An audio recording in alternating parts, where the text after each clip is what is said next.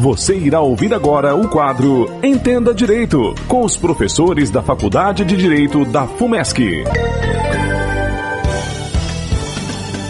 Hoje conosco o professor Felipe Augusto Caetano Sancho vai falar sobre a reforma da Previdência Social. Professor Felipe, prazer recebê-lo aqui pela primeira vez, estará muitas vezes aqui conosco, hoje em especial para falar desse assunto importante, muito debatido, muito discutido nos últimos meses, a reforma da Previdência. Prazer tê-lo aqui, muito bom dia.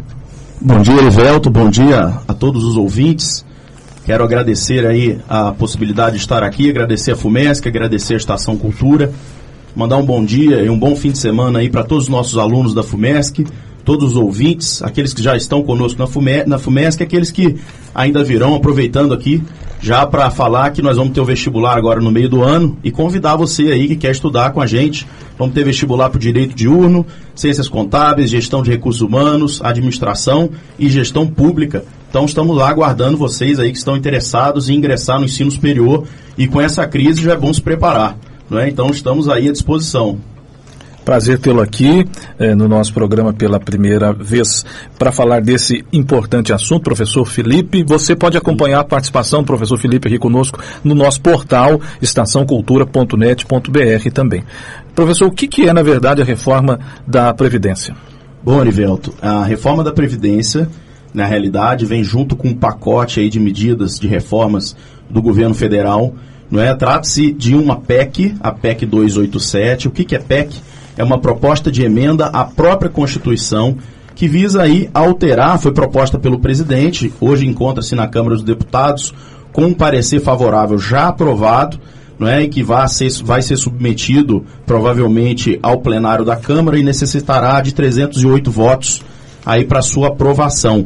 Então, nada mais é do que uma alteração na Constituição nos pontos em que trata-se de previdência social, tanto o regime próprio dos servidores públicos, quanto o regime geral aí dos todos os trabalhadores do Brasil, Por isso essa preocupação com essa reforma tão grande, porque vai acabar atingindo aí toda a população e também por ser uma alteração, uma reforma na própria Constituição, que é a nossa carta maior, a nossa norma máxima, e que exige uma proteção especial. Apesar da polêmica e dos pontos amplamente criticados dentro dessa reforma, muitos criticados, muitos movimentos protestaram e continuam protestando, essa reforma, de fato, ela é necessária? Bem, Erivelto, essa pergunta é uma pergunta extremamente complexa, eu preciso adiantar que trata-se de um aspecto que não é jurídico, só um aspecto econômico, Falar de reforma de previdência é falar de economia.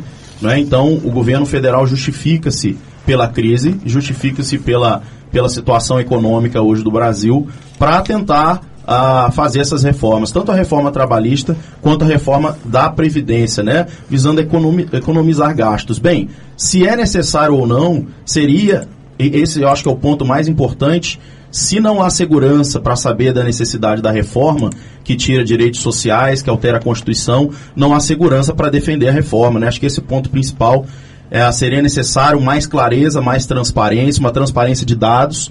Hoje o governo federal ele faz uma defesa, todo mundo está vendo aí nos canais de televisão, nas rádios, faz uma defesa publicitária da reforma, mas não há clareza dos dados, Quanto se pretende economizar, por quê, e onde que está indo então toda essa verba que não tem. Há diversos trabalhos científicos, trabalhos de doutorado, de importantes universidades que tentam comprovar que não há déficit, na verdade há um superávit. Então, nós não estamos com tanta segurança para discutir essa reforma, por isso que acreditamos aqui que seria necessário um maior debate em torno do tema. Quais são os pontos principais que a reforma pretende alterar? Quais são os impactos para os segurados da Previdência, para o trabalhador, Felipe? Bom, Erivelto, eu fiz uma análise do parecer, do substitutivo da Câmara, e alguns pontos são importantes, que a gente precisa levantar. O primeiro ponto que pega aí os servidores públicos, e aqueles que possuem mandato eletivo. A proposta busca equiparar, trazer esses servidores públicos para o regime geral de previdência, o regime comum aí do INSS que todo mundo já conhece. Um ponto importante é que acaba a aposentadoria por contribuição, né? A PEC retira da Constituição a possibilidade de se aposentar por tempo de contribuição, o que é complicado porque, afinal de contas, o nosso regime, o regime geral, é um regime contributivo. Nós contribuímos para se aposentar, né? Outro ponto que tem sido muito falado, na realidade, aí pela imprensa, é a questão da aposentadoria por idade.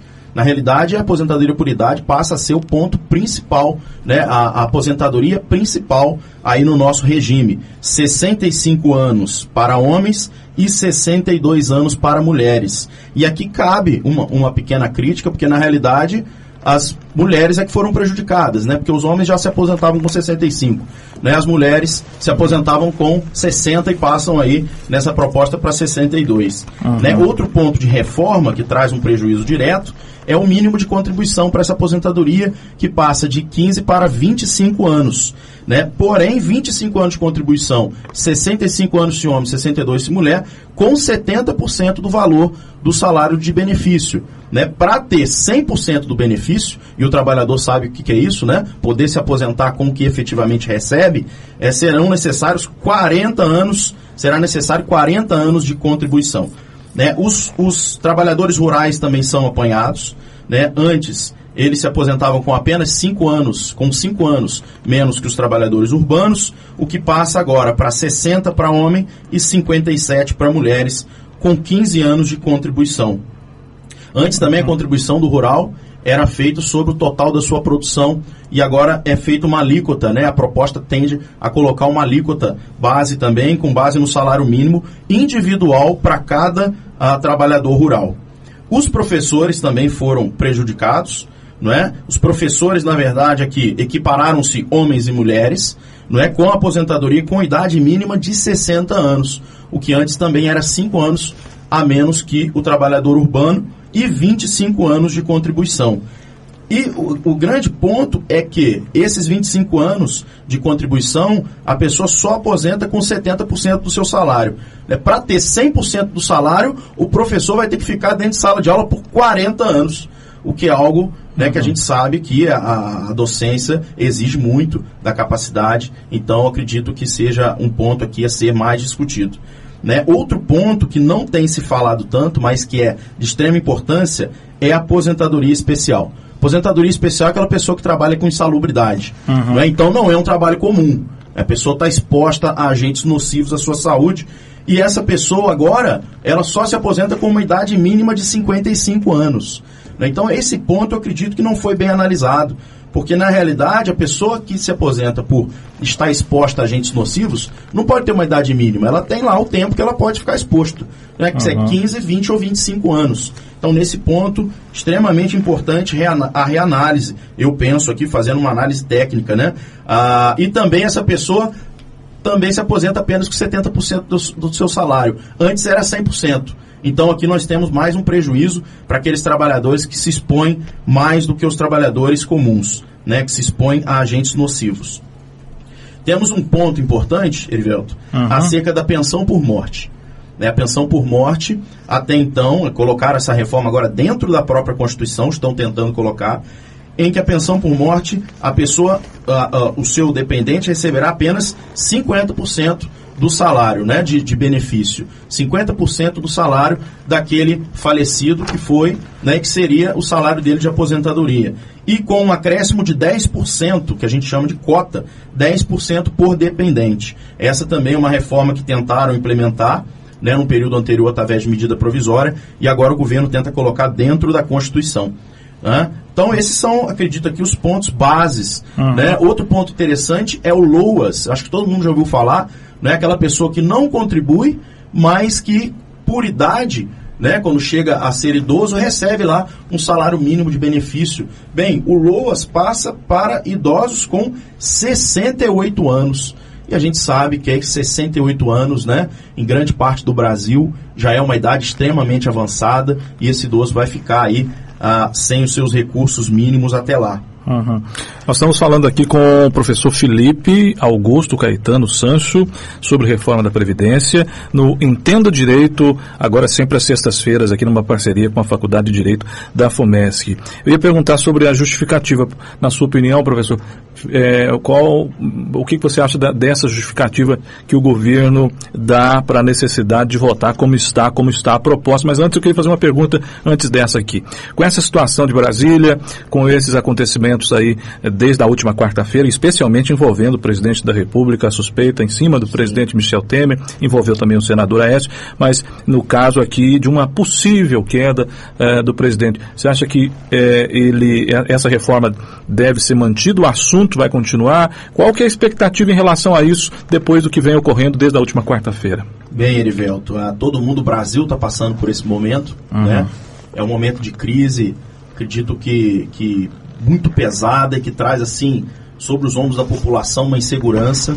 E aí, Erivelto, eu queria até aproveitar aqui para dizer, momentos de crise como esse, né, nós devemos lutar para que não sejam retirados direitos sociais, né, direito de aposentar, direito do trabalhador, direito do povo, da população que luta, que leva o país para frente, não pode ser negociados, né, sem transparência, sem uma discussão aberta. E esse momento de crise, né, traz todo esse peso dessa discussão que não está tão transparente assim.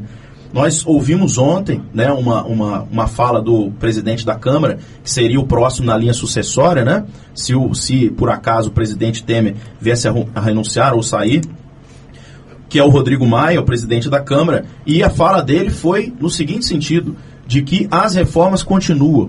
Né? Claramente a gente percebe que o governo federal, o objetivo principal é lutar pela reforma da Previdência e pela reforma trabalhista. Nós vimos aqui nas semanas anteriores os outros professores, o professor Marcelo, o professor André, que eu mando um abraço agora, falando sobre a reforma trabalhista, e a gente percebe que ataca diretamente a população mais pobre, né? Aquela população seletista que está ali lutando pelo seu salário do dia a dia. E a reforma da Previdência, o mesmo ponto. Então, assim, necessária uma discussão maior, né? Mas percebemos que o governo ele está focado nessas reformas, né? Então há aí que exige da população, que a população se junte, né? É um momento não de brigar, não é um momento de ver quem é time A, time B, não é? É um momento de união aí pela defesa desses direitos sociais, pelos direitos da aposentadoria, de seguridade, de proteção social que a nossa Constituição assegura.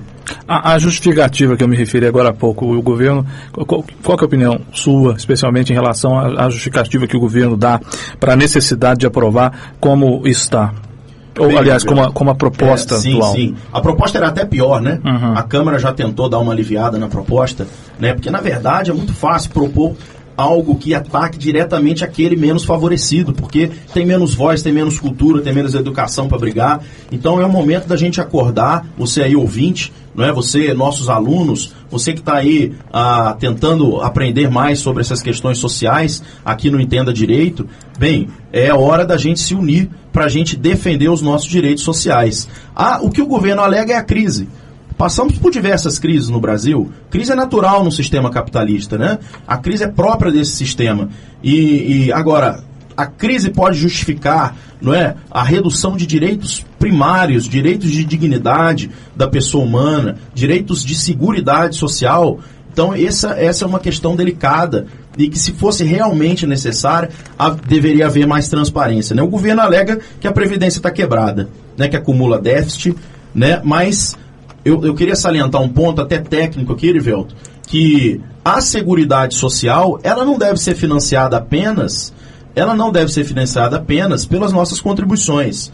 Não é? No artigo 195 da Constituição está lá muito claro que a Seguridade deve ser financiada por nós, contribuintes trabalhadores, pelas empresas e pelo governo e pelo Estado. Não é? Então o Estado faz o quê? Tenta se eximir da sua responsabilidade, não é, de também ser cofinanciador do sistema de seguridade, pensando no bem-estar social da população, algo que não há discussão sobre isso. Né? Nós não ouvimos falar sobre isso. Né? Apenas diz que o sistema não se sustenta. Né? Algo também a ser questionado. Nós temos aí no governo federal, né, até foi feito através até de emenda à Constituição, que a desvinculação das receitas da União, a DRU, deve ter ouvido falar aí, né, nos anos anteriores. O que essa desvinculação faz? Faz com que o governo possa usar parcela da nossa contribuição social para outras despesas.